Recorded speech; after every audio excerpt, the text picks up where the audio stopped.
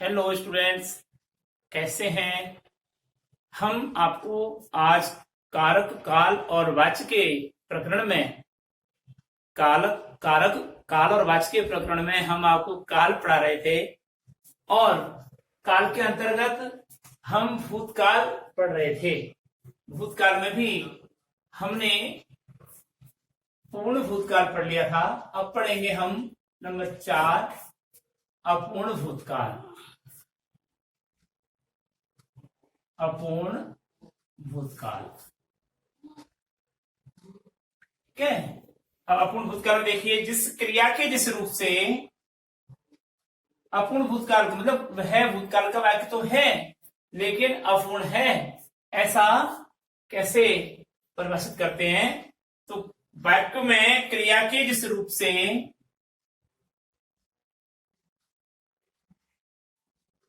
वाक्य में क्रिया के जिस रूप से यह बोध होता है कि जिस रूप से यह बोध होता है कि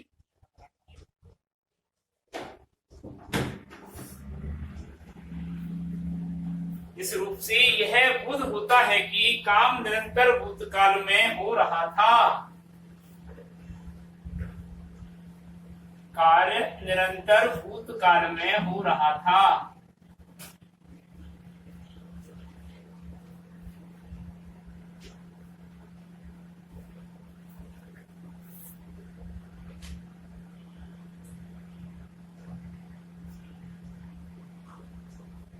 उसे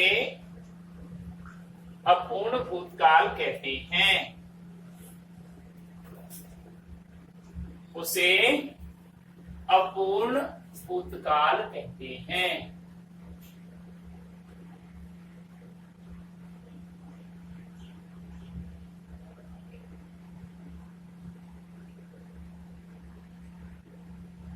अर्थात क्रिया के जिस रूप से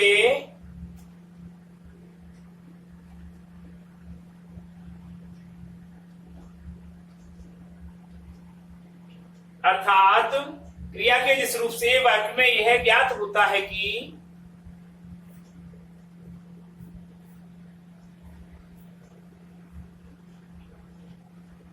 वाक्य में यह ज्ञात होता है कि उसका व्यापार भूतकाल में अपूर्ण रहा।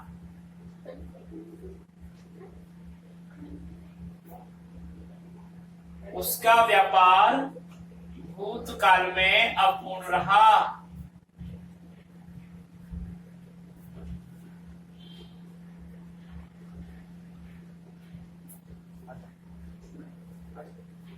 भूतकाल में अपूर्ण रहा अर्थात निरंतर चलता रहा। अर्थात निरंतर चलता रहा।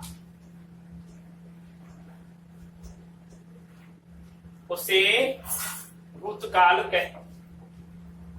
निरंतर चलता रहा। अब उसकी समाप्ति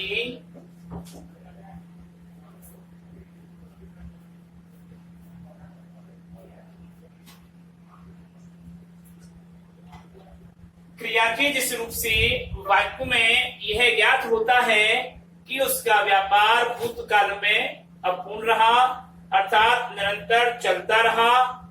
उसकी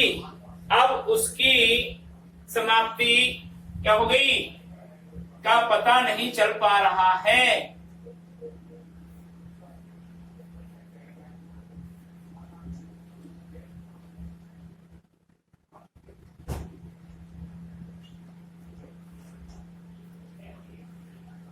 वह अपूर्ण भूतकाल कहलाता है।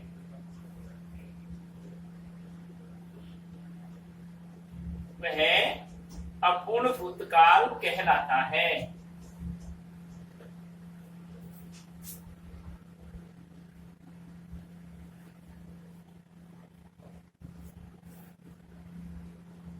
कहने का मतलब ये हुआ कि वाक्य में कार्य अब भी निरंतर अपनी गति से चल रहा है और वह अभी समाप्ति का बोध नहीं करा पा रहा है, कार्य पूरा हुआ ही नहीं है, इसलिए वह अपूर्ण भूतकाल कहलाया है।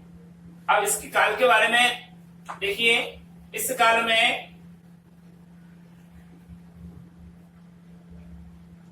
और से काल में अपूर्ण भूतकाल में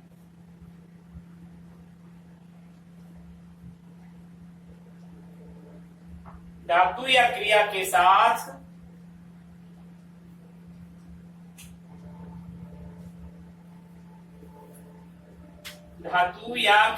साथ अपूर्ण भूतकाल में धातु या क्रिया के साथ तथा, तेथे,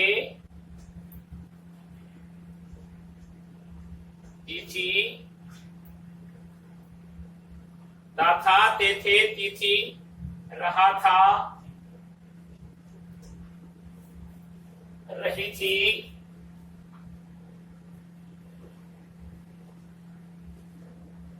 रहे थे, रहा था, रही थी, रहे थे, आ रहा था, आ रही थी, आ रहा था, आ रही थी, आ रहे थे,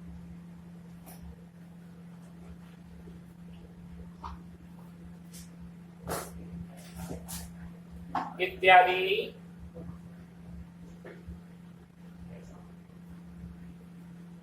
इत्यादि लगाकर अपूर्ण भूतकाल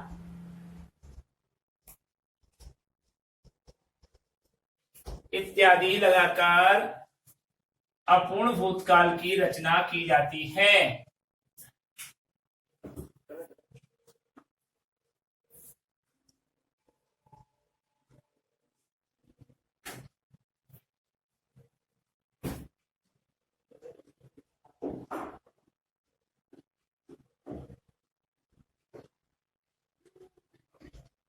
अपूर्ण भूतकाल के वाक्यों की रचना की जाती है। जैसे उदाहरण देखिए,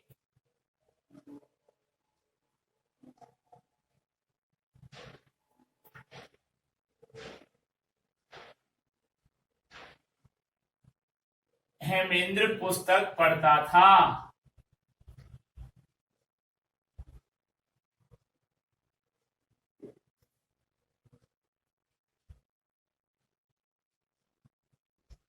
तो रहा था, ठीक है।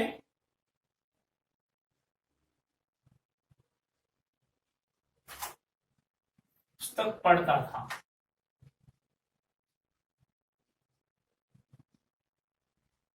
दूसरा लिखिए, वर्षा गाना गा रही थी।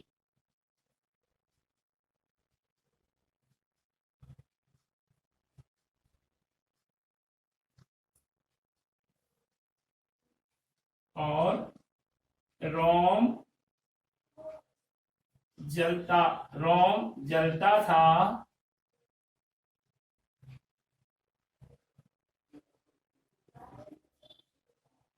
नीरो बंसी बजाता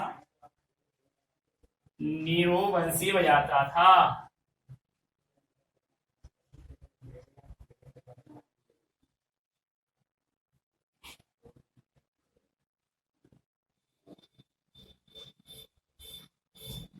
तो ये सब उदाहरण देखिए, था, रही थी, आ रही थी, और ये था, आ रहा था।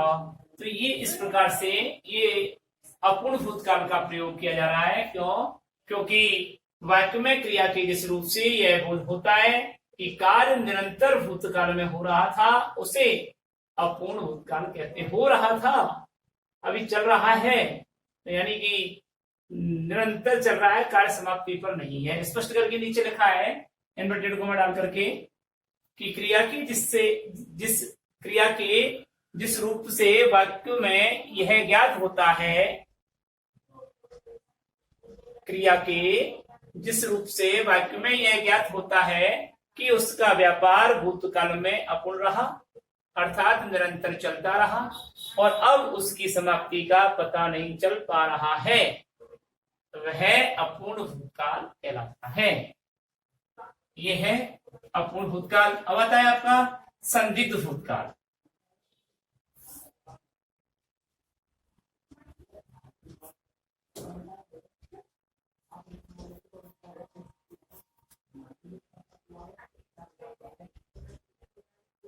संदिग्ध भूतकाल में देखिए,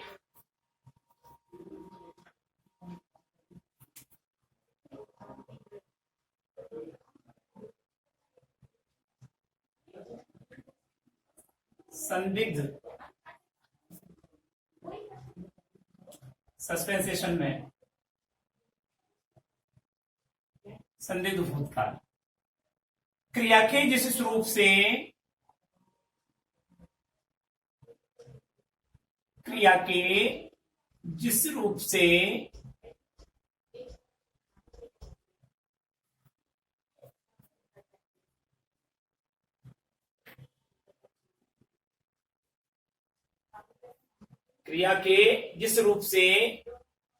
भूतकालिक रूप से क्रिया के जिस भूतकालिक रूप से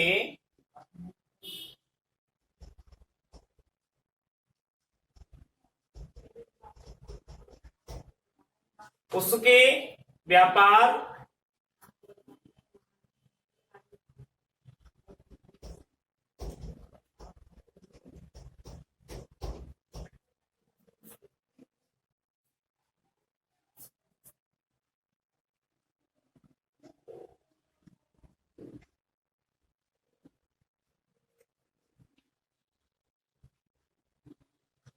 क्रिया के जिस भूतकालिक रूप से उसके व्यापार के होने के विषय में संदेह प्रकट होता है,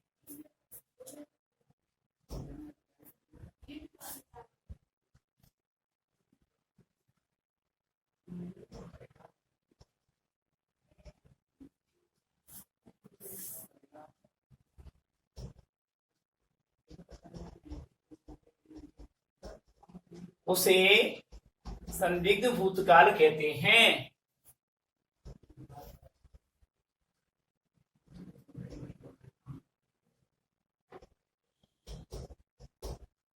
संदिग्ध भूतकाल कहते हैं।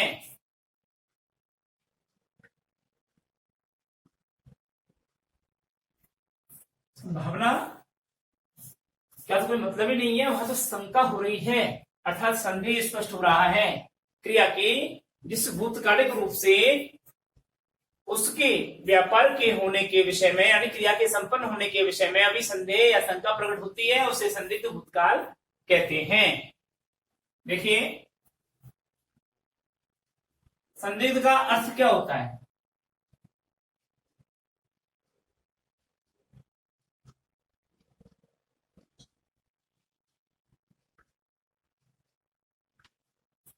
संदिग्ध का अर्थ क्या होता है? तो देखिए, जिस पर संदेह या शंका हो,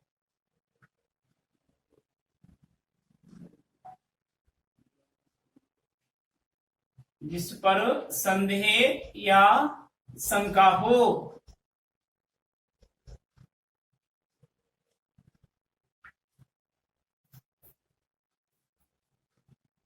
अतः स्पष्ट हो गया।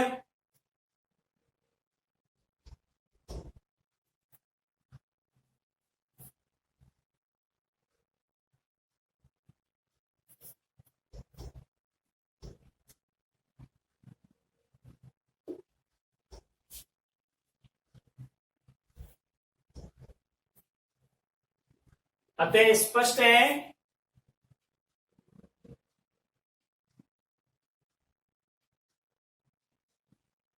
कि संदेह भूतकाल में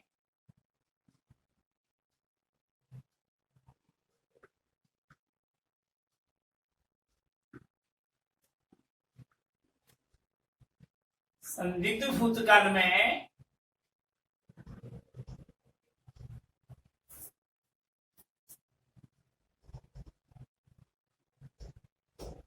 क्रिया के संपन्न होने में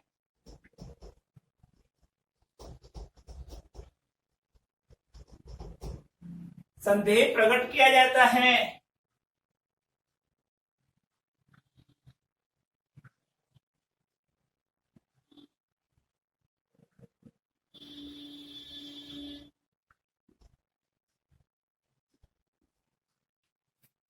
संदेह प्रकट किया जाता है।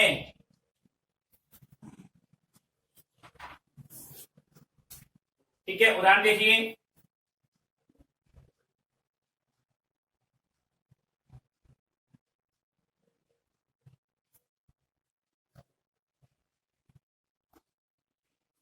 वह चला गया होगा।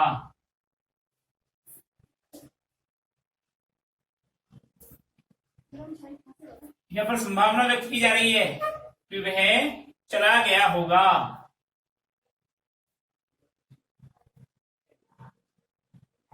दूसरा, अभय ने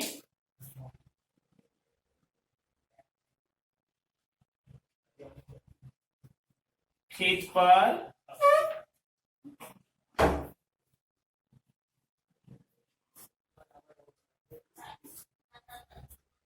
काम बंद कर दिया होगा।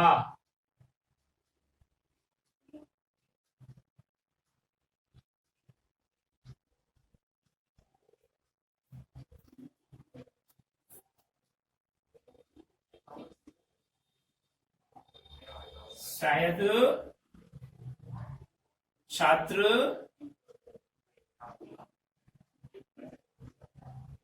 चले गए होंगे।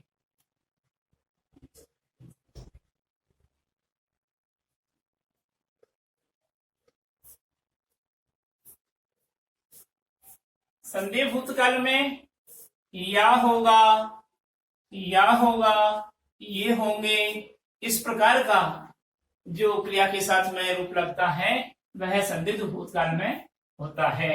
अब पांचवा, इसके बाद में अंतिम भेद इसका आता है, वह है हेतु हेतुमद भूतकाल। हेतु हेतुमद भूतकाल।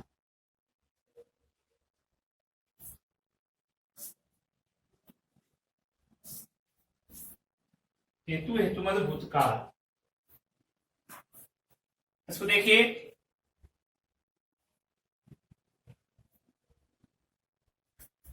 भूतकालिक क्रिया का वह भूतकालिक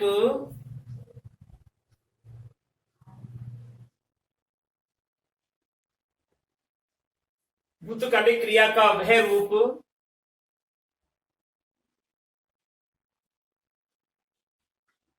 जिसमें भूतकालिक क्रिया का वह रूप जिसमें भूतकाल में होने वाली क्रिया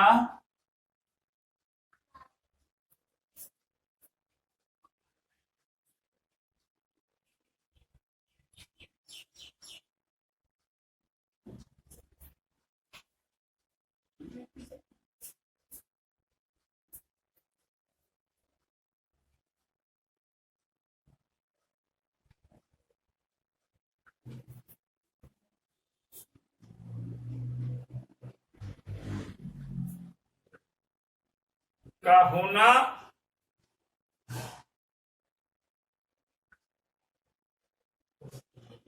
किसी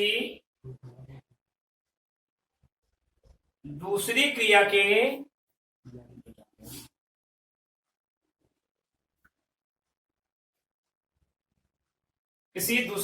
के होने पर अवलंबित होता हो।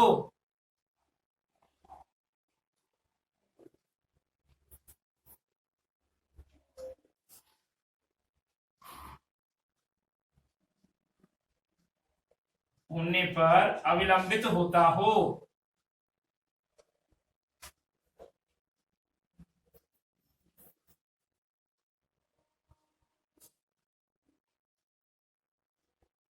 उसे हेतु हेतुमद भूतकाल कहते हैं।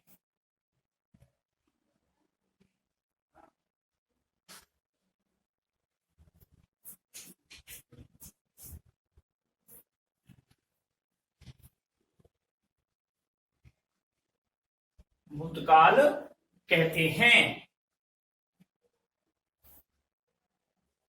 अब देखिए,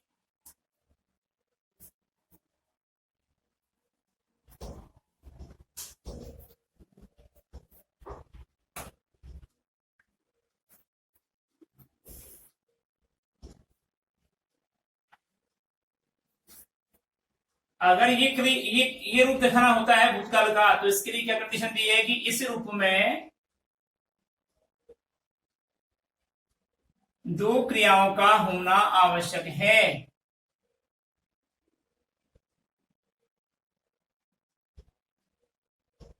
दो क्रियाओं का होना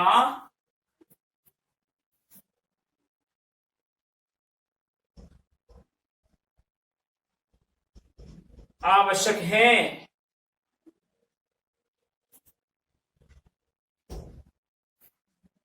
तथा क्रिया के साथ ता ते ती लगता है।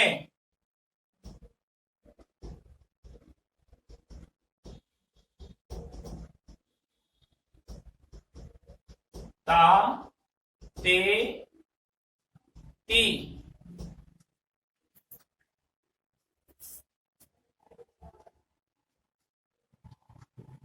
ये कंडीशन जरूरी है थी। इसमें दो क्रियाओं का होना आवश्यक है तथा क्रिया के साथ ता ते ती लगना होता है। जैसे यानी कंडीशनल सेंटेंस हेतु हेतुमत भूतकाल में आते हैं। एग्जाम्पल देखिए,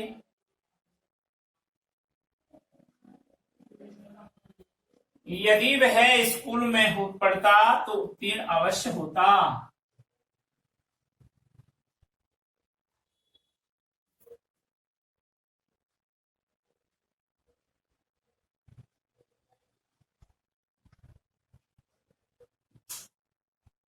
पढ़ता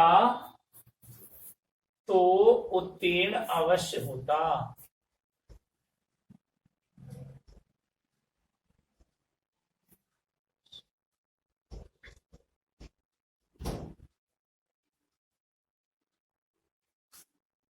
यहां पर अंत में ता, ये भी ता, ते ती ता, ये इनका प्रयोग किया जाता है। दूसरा उदाहरण, युद्ध होता तो गोलियां चलती।